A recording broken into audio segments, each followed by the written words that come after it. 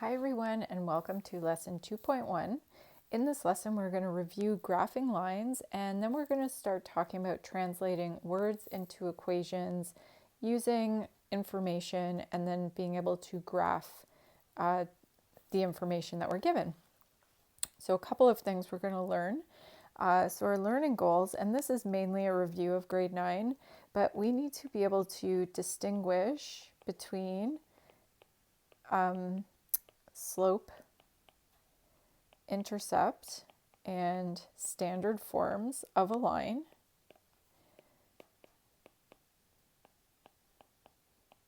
Which you should know from last year. And then we need to be able to graph both types of lines. And we're going to graph in two ways.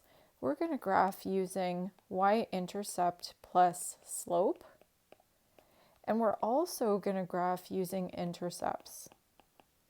How many points do you need to graph a line is a great question, and we'll answer it in a moment. The last thing we're going to do is, we're going to graph the lines, and we're also going to translate info into linear equations. So we're going to do some word problems here, which are always fun to do. So without further ado, let's get started. So as a review, there are two forms of an equation, two equations of a line that we learned last year. Y equals mx plus b, which is called slope y-intercept form for good reason. Don't ask me why they use m, but slope is depicted or denoted by the letter m.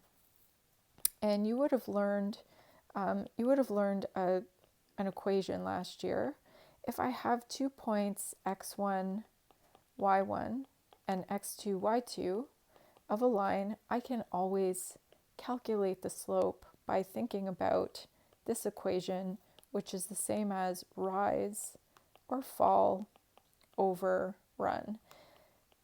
Now, in this example, I'm not going to ask you to calculate anything, but we can see based on this example here that the slope is 3, and we can write any whole number as a number over 1. So I know that the rise is 3 and the run is 1. So the slope of this line is going to go across 1 and up 3 units. All right, so it's going to look something like that. The other thing we're going to look at here is B. Okay, B is the y-intercept. And the y-intercept, I always want us to write it as a coordinate. So I don't want to say y equals b, but I want us to say the y-intercept is 0b. So in this case, the y-intercept here is going to be 0, 1. Okay, so based on this, we could graph this line, but before we do that, I just wanted to talk about the notation of these two lines. We're going to do a bunch of graphing in a sec. The other thing, the other form we know is standard form. Now, a standard form, all of these forms still can represent the same line. They're just in a different format. So unfortunately, you can't really see too much from ax plus by plus c, but I will tell you this, that if I look at the a and the b value, it impacts the slope. It's not the actual slope, but it impacts the slope. And this one here, this c value, is not the y-intercept, but it impacts what the y-intercept is. So for example, if I want slope and y-intercept of this guy here, I can't really see it in this form. But I can rearrange this form using algebra to figure it out. So, by the way, when I have a negative in front of my y value, it's a better idea for me to move or transpose that term rather than keeping it on that side. So I'm just going to rearrange it like this, which we know is the exact same as this guy right here. Then if I want to isolate y, I have to divide all the terms by 4. And now when I look at this, I can clearly see that the slope is 3 over 4 and the y-intercept is 0, 3. Now, one of the benefits of standard form is that we can always make it work out so that there are no fractions, and we always know that one side is 0. And that's helpful just to because we can work with integers instead of fractions. Okay, so why are we so interested in the y-intercept and the slope of a line? Well, so we can graph it. So when I look at A here, I can see that my y-intercept is, it's 0, -5, and I know my slope is 2, and I'm going to write this whole number as a number over 1. So the way I graph this line is I'm going to plot the one point that I know definitely is on this line.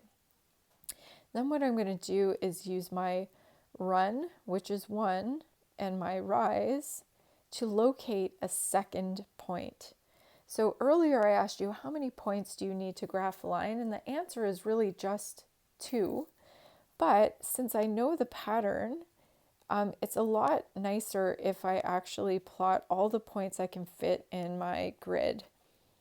Okay, and you always want to fill up the whole field of view. Okay, and so what I am going to do here is you're going to use a ruler. I'm lucky that I have this Notability app that draws a line for me.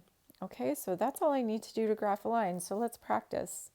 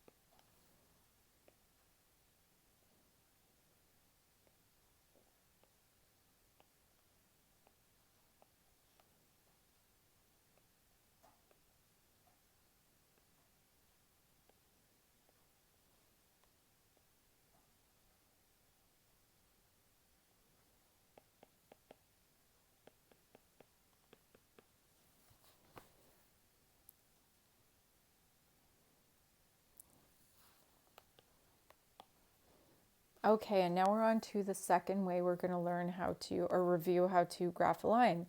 So if you remember, x and y intercepts are where a line intersects. Now, intercept kind of sounds like the word intersect. So that's nice. It helps us remember it. But what we want to look at here is that the x and the y intercepts are where the line intersects the x and the y axis respectively. Now, something really interesting and important to notice here is that at the x-intercept, my y value is 0, right? The y value here on the x-axis is 0. With my y-intercept, okay, same idea, but my x value is 0. So that helps us, when I look at this, that helps us remember how we can calculate the x and y intercepts when given a line. So here I have an equation. Okay, how would I calculate the x and y values? Well, intercepts. Well, if I'm looking at the y-intercept, okay, I know that the x value must be 0. So I can actually substitute that in. So I'm going to write 0 over 2 plus 6, but we know that this is just 0. Y equals 6. Well, there I go. I know that my y-intercept has x value 0 and y value 6. Similar idea for my x-intercept. I know my y value is going to be 0, so I can sub that into my equation. Okay, actually, I missed a negative here. Should write that in. Okay, so how do I solve for x here? Well, I use reverse priority, reverse order of operations. Okay, so I can see here I have a plus 6. Well, I need to subtract 6 from both sides to undo that. if I want to undo the denominator of 2, I have to multiply both sides of this by 2. Okay, it's going to cancel out here, so I'm going to get negative 12 equals negative x. And then I can divide both sides by negative 1, and I know that x is 12. So in this case, the y-intercept is 12, and I know my y value is 0. So when you have it in the form y equals mx plus b, actually the y-intercept tends to be a little bit more work than the x-intercept tends to be a bit more work than the y-intercept. Okay, so let's find the x and y-intercepts of the following lines.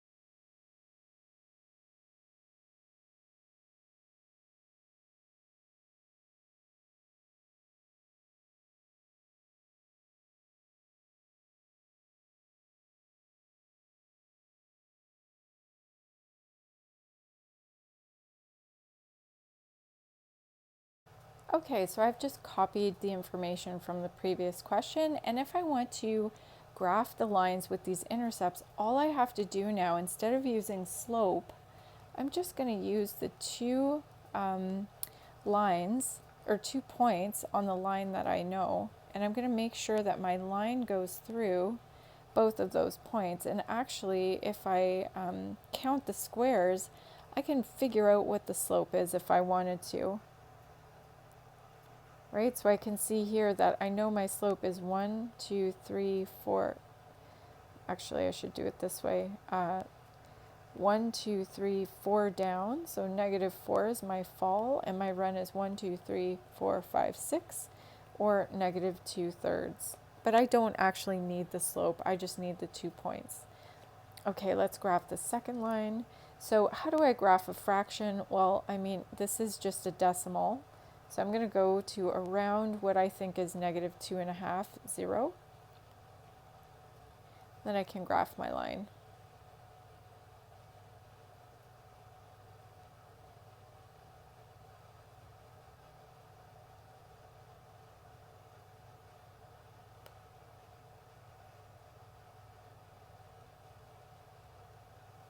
All right. Okay, so what I want us to do now is to graph 2 lines on the same grid, and then I want us to state their point of intersection, and that should always be in the form of x, y. So I'm going to give this one a try, and then I want you to try the next ones. What we need to probably do, what's easiest, is always if it's in y equals mx plus b form. So 2x plus 3, I know my y-intercept is 0, 3, and my slope is 2 over 1.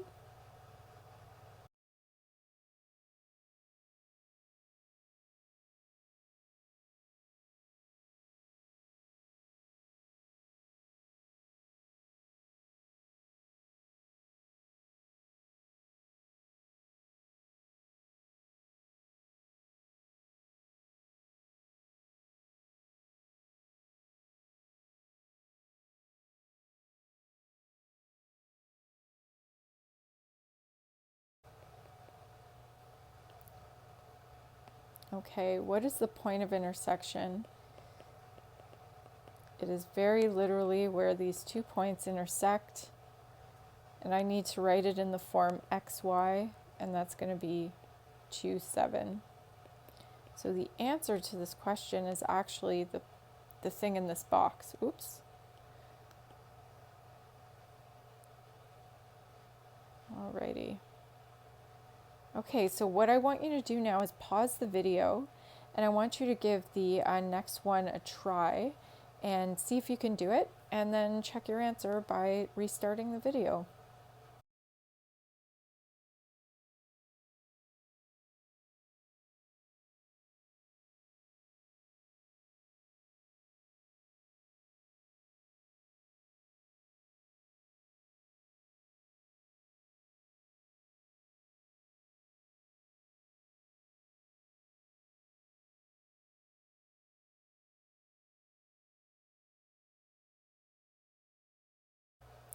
Okay, so let's look at some word problems. So we can often translate a word problem into an equation, and then we want to graph it. And what we need to think about here is anytime I graph something, and you probably have heard this in science, we know that the independent variable, the independent variable goes on the x-axis, and the dependent variable goes on the y-axis. So the independent variable is usually x, and it's the thing we choose or are looking at, and the y variable depends on the value of x. So let's have a look at a question. Okay, so Mr. Bertram buys some gym equipment, and of the 16 pieces of equipment, he buys tennis balls and golf balls. So there are only two different varieties here. A tennis ball costs $1.50 and a golf ball costs $2.50. In total, he paid $30. So from this information, we should be able to figure out exactly how much of each he bought. Okay, so we're going to translate these two words into equations, and the first thing we should be doing is a let statement. So we're going to let x represent the quantity of tennis balls, only because that's first. There's really no reason. I could have let x represent golf balls. It's just that it was first in the words. So we're going to let y represent the quantity of golf balls. Okay, so now what we're going to do is come up with two equations. How do I know it's two equations aside from the fact that it's said in the question? Well, because I have enough information for two equations. So I know that using the total number of items, I know that the total number of the quantity of tennis balls plus the quantity of golf balls has to equal 16. Okay, so the first one is a quantity equation. The second equation is going to be a cost equation. Well, if I know a tennis ball costs $1.50 and I know I have X of them, I know that the tennis balls cost 1.5x. Similarly, with the golf balls, I know that these cost 250 times y, which is how many golf balls I have. And I know in total I paid $30. So this actually forms a system of equations because I know that x and y have to satisfy the equations simultaneously. Okay, so that is the key thing here with solving a system. So what I'm going to do actually is I'm going to graph these. So the first one, the first equation here, I can rearrange into negative x plus 16. Ooh, this is a big number, but I know that I start at 16, and if I go down 1, okay, and across 1, I know that I'm going to end up here. And actually, in this case, we can, if we want, we can end our line. We can end our line right at 16 because we know it's meaningless to have anything less than 0 of a ball or of money. Okay, so in question 2, or in equation 2, I can rearrange.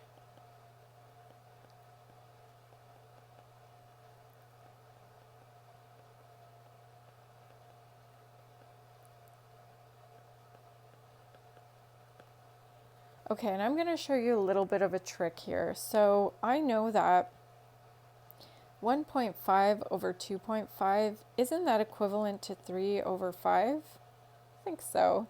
So what I'm going to do is actually rewrite this equation as y equals negative 3/5 x plus, and then 30 divided by 2.5 is 12.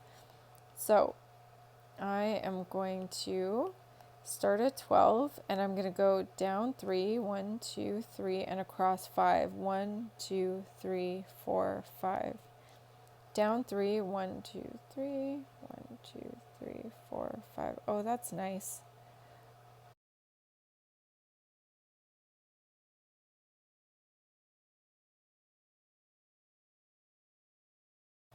All right, so I can see here that the point of intersection is at 10, 6.